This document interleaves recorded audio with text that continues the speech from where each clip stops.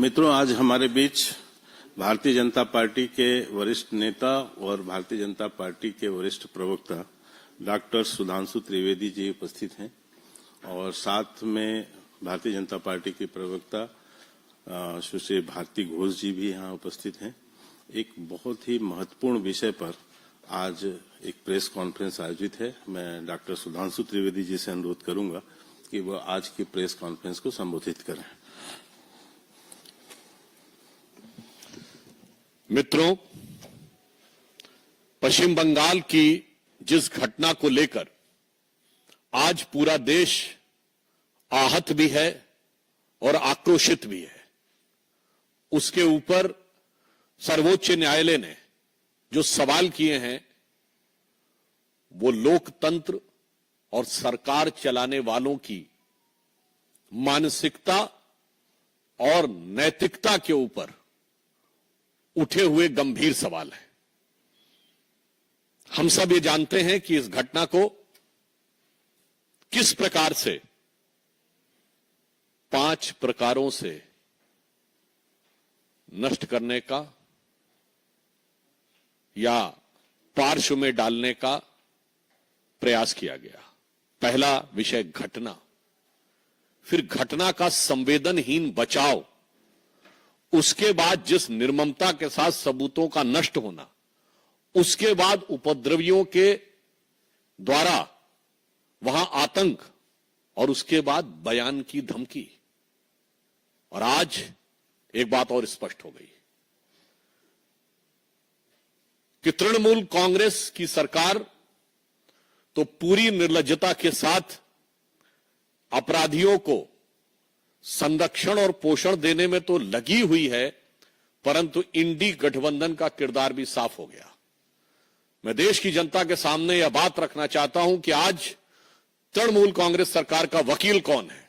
श्री कपिल सिब्बल वकील हैं पश्चिम बंगाल सरकार के, सांसद हैं उत्तर प्रदेश की समाजवादी पार्टी के समर्थन से और पूर्व मंत्री हैं कांग्रेस सरकार के। अब कोई किसी प्रकार का किंतु परंतु नहीं है कि ये सब एक दूसरे के अपराधों के संरक्षण के लिए खड़े हैं और ये वही लोग हैं जो हर अलगाववादी के पक्ष में कोर्ट में खड़े होते थे, आतंकवादी तक के पक्ष में कोर्ट में खड़े होते थे, आज एक बार फिर दुर्दांत अपराधी के पक्ष में कोर्ट में खड़े हैं। तो मुझे नहीं लगता है कि अब इस पे बचाव की कोई गुंजाइश ममता बनर्जी जी के पास तो है ही नहीं, ना अखिलेश यादव जी से भी मैं सवाल पूछता हूं और राहुल गांधी जी और सोनिया गांधी जी से भी। क्यों? आप ही के वो वकील है ना, तो आज जाके उसका बचाव कर रहे हैं। इससे बहुत साफ है कि इनके मन में किस प्रकार की संवेदनहीनता है। दूसरा पक्ष, सबूतों को नष्ट करने के बहुत गंभीर विषय आए। न्यायालय ने इस विषय के ऊपर बहुत सारे सवाल खड़े किए हैं, परंतु 2 विषय आज न्यायालय ने जिस प्रकार केंद्रीय सुरक्षा बलों को उस कॉलेज की सुरक्षा देने का निर्णय लिया है, इससे बहुत साफ हो जाता है कि पश्चिम बंगाल की सरकार और कोलकाता पुलिस की जो नैतिक आधार था वो स्वतः ध्वस्त हो गया। दूसरा जो एक नया पक्ष प्रकाश में आया है कि पीड़िता अपनी डायरी लिखती थी और वो अपने पिताजी से उसको साझा करती थी और उसके बहुत से पन्ने और उस दिन के पन्ने गायब हैं। सबूतों की तो ऐसी श्रृंखला है कि उस विषय के ऊपर क्या बोला जाए ये कहने में, आपने देखा कि प्रिंसिपल का ट्रांसफर हो, उसको दूसरे का कॉलेज में बहाली हो, 40 से अधिक डॉक्टरों का आनन फानन में ट्रांसफर, पीड़िता के शव को सौंपने के कई घंटे बाद एफआईआर, समय से पहले उसे जला देना, डायरेक्टर से पूछताछ न करना और उससे अधिक गंभीर बात, जो प्रश्न पूछ रहा है उसके ऊपर कार्रवाई हो रही है। मैं एक नैतिक सवाल भी पूछना चाहता हूं कि सोशल मीडिया या वक्तव्य में यदि कोई भी व्यक्ति बयान दे देगा, सर्वोच्च न्यायालय ने इसका भी संज्ञान लिया है, तो जिस प्रकार से कार्रवाई आवश्यकता थी कि कठोर कार्रवाई यह सरकार करती, उन लोगों के विरुद्ध जिन्होंने यह कार्य किया था, उल्टे कार्रवाई उन पे हो रही है जो कि इंसाफ की मांग उठा रहे हैं।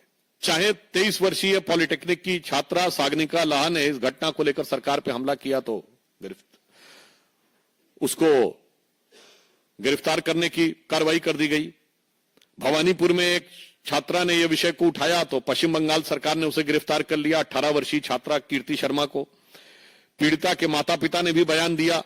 और तो और तृणमूल कांग्रेस के शांतनु सेन ने कॉलेज के खिलाफ बोला तो ऐसी जानकारी आई कि उन्हें प्रवक्ता पद से हटा दिया गया। और तो और स्वयं उनके सांसद सुखेंदु शेखर ने जब यह प्रश्न उठाया तो उनसे पुलिस जवाब तलब करने लगी। हमारे सांसद से कर रही है, वो तो उनकी प्रवृत्ति हमेशा से पता है, पर आप सोचिए कि अपने सांसद और अपने नेताओं पर भी कार्रवाई कर रही है। एक बहुत बड़ा सवाल उठता है।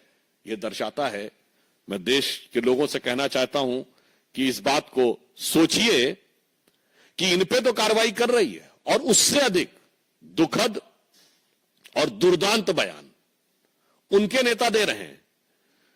यदि उनके मंत्री उदयन गुहा ये बोलते हैं कि ममता जी की तरफ जो उंगली उठेगी तो वो उंगली तोड़ दी जाएगी, तो कोई ऐसा बयान देता है कि जो पीड़ित और आहत डॉक्टर हैं वो अपने गर्लफ्रेंड और बॉयफ्रेंड के साथ घूमने के लिए वहां बैठे हैं, तो उनके एक सांसद अरूप चक्रवर्ती इस ढंग का बयान देते हैं कि परिणाम भुगतना पड़ेगा। मैं देश के लोगों से पीड़ा और गंभीरता के साथ अपनी पार्टी की तरफ से कहना चाहता हूं कि आप सोचिए कि संविधान कितने बड़े खतरे में है आज पश्चिम बंगाल में। आप कल्पना करिए कि यदि इनकी कहीं सरकार होती केंद्र में तो उंगली तोड़ दी जाती, जो इनके मंत्री ने कहा है, उदयन गुहा ने, जो संदीप चक्रवर्ती ने, अरूप चक्रवर्ती ने कहा है, तो परिणाम भुगता दिया होता। आज सर्वोच्च न्यायालय और केंद्रीय बलों के हस्तक्षेप के बाद यह स्थिति है, तो मैं यह बात जिम्मेदारी के साथ कहना चाहता हूं। और आप देख रहे हैं कि इंडी गठबंधन के दलों में जो दुरभिसंधि है कि कांग्रेस के पुराने नेता, सपा के वर्तमान सांसद, सपा के समर्थन से बने वर्तमान सांसद तृणमूल कांग्रेस के वकील हैं, जिनकी ख्याति अपराधियों और अलगाववादियों का समर्थन करने की है। अर्थात अब बहुत साफ हो गया है कि संविधान इंडी गठबंधन की सरकारों में खतरे में है। और सिर्फ संविधान ही नहीं खतरे में है, जान और जहान भी खतरे में है और मान सम्मान भी खतरे में है। परंतु हम यह आश्वस्त करना चाहते हैं कि केंद्र सरकार कोई कोर कसर उठाकर नहीं रखेगी कि पीड़ित परिवार को न्याय सुनिश्चित हो सके। और इसके लिए चूंकि सर्वोच्च न्यायालय ने स्वतः संज्ञान ले लिया है, तो जो कानूनी प्रक्रिया है वो तो न्यायालय के दिशा निर्देश में चलेगी। उसमें जो भी सक्रिय, सकारात्मक और त्वरित सहयोग, means assertive, active and fast contribution which will be required on the part of the government, they will provide. और पूरे देश भर में चिकित्सकों के मन में जिस प्रकार का आक्रोश और वेदना है, हम उसके साथ हैं। और फिर हम साफ ये कहना चाहते हैं कि राहुल गांधी जी, ये मोहब्बत की दुकान में कैसे कैसे नफरती सामान है। आप सोचिए, उत्तर प्रदेश के कन्नौज से लेके कोलकाता तक जो कुछ हो रहा है, यदि इनकी किसी कारणवश केंद्र में सरकार होती तो दृश्य कितना खौफनाक होता। तो मैं उन लोगों से के प्रति संवेदना व्यक्त करते हुए पीड़ित परिवारों की तरफ से कहना चाहूंगा, ममता बनर्जी जी की सरकार को, जिसने निर्ममता की समस्त सीमाएं पार कर दी हैं, कि फिर उन निराश नयनों को जिनके आंसू सूखे हैं, देखो उन निराश नयनों को जिनके आंसू सूखे हैं, जो न्याय हेतु अभी तक पथ देखते हुए रूखे हैं। धन्यवाद।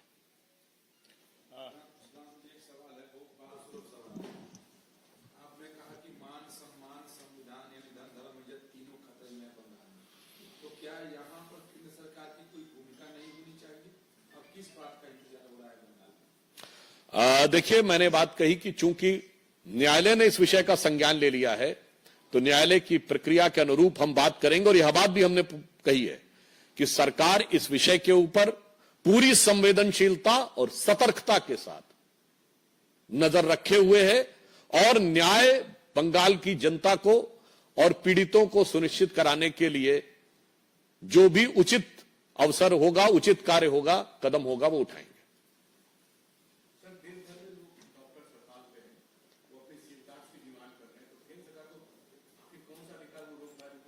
केंद्र सरकार ने केंद्रीय जो अस्पताल हैं उनमें सुरक्षा बलों की 25% तैनाती बढ़ा दी है। और आपने देखा कि इस विषय पे भी अब चूंकि न्यायालय ने निर्णय ले लिया है कि central paramilitary forces RG hospital में रहेंगे। और यहां पर महोदय मैं एक और बात कहना चाहूंगा, सुरक्षा सिर्फ सुरक्षा बलों की उपस्थिति से नहीं, अपराधियों के हौसले पर भी निर्भर करती है। सरकार का इकबाल वो होना चाहिए कि हौसले पस्त दिखाई पड़े, ना कि हौसले बुलंद दिखाई पड़े। हमें तो यह लगता है कि जहां जहां इन दलों की सरकारें रहती हैं, अपराधियों के हौसले बुलंद दिखाई पड़ते हैं और थोड़ी सी उनकी ताकत बढ़ जाती है तो अपराधियों की हिम्मत और हिमाकत दोनों बढ़ जाती है।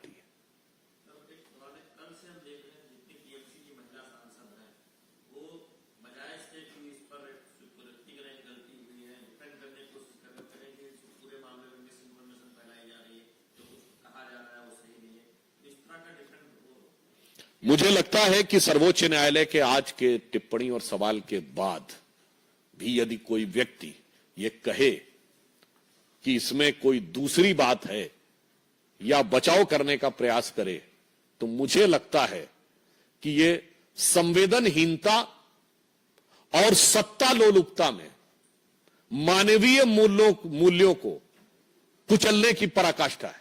मैं पुनः कह रहा हूं, संवेदनहीनता, इनसेंसिटिविटी और सत्ता लोलुपता में, in the lust of power, मानवीय मूल्यों को दमित करने की, to crush the human values, it is an extreme of that.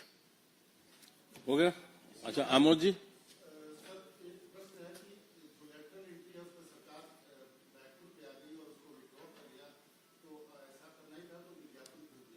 सरकार ने इस विषय के ऊपर आज निर्णय ले लिया तो मुझे लगता है उस आगे कोई उस पर टिप्पणी करने की आवश्यकता नहीं। राहुल गांधी ये डिसीजन लिया गया है कि सरकार ने रोल बैक किया, जबकि लेटर में साफ था कि इसमें रिजर्वेशन का सिस्टम नहीं है। पीएम ने कहा है कि हम सोशल जस्टिस को बराबर रखना चाहते हैं, बट कांग्रेस कह रही है कि राहुल गांधी की वजह से ये डिसीजन लिया गया है इलेक्टोरल एडमिट को जो वापस किया गया नोटिफिकेशन। राहुल गांधी जी और उनके खानदान की जो खानदानी विरासत है आरक्षण और एससी एसटी ओबीसी को लेके, वो किसी से छुपी हुई नहीं है और उनकी अज्ञानता भी किसी से छुपी हुई नहीं है। मैं राहुल गांधी से पूछना चाहता हूं, वो उस समय बहुत बोल रहे थे ना कि उनको इतने सेक्रेटरी नजर नहीं आते। अभी हमारे कैबिनेट सेक्रेटरी बने हैं, किस बैच के हैं? राहुल गांधी को ना पता और बताए 1987 बैच के। मैं राहुल गांधी से सवाल पूछना चाहता हूं कि 1987 में आपकी पार्टी नहीं, आपके पिताजी की सरकार थी, बताइए कितने एससी एसटी ओबीसी थे उस समय आए थे? क्यों आरक्षण नहीं दिया था आपने ओबीसी को? कम से कम अपने पिताजी का तो जवाब दीजिए, उसके बाद हमसे सवाल कीजिए। Thank you sir.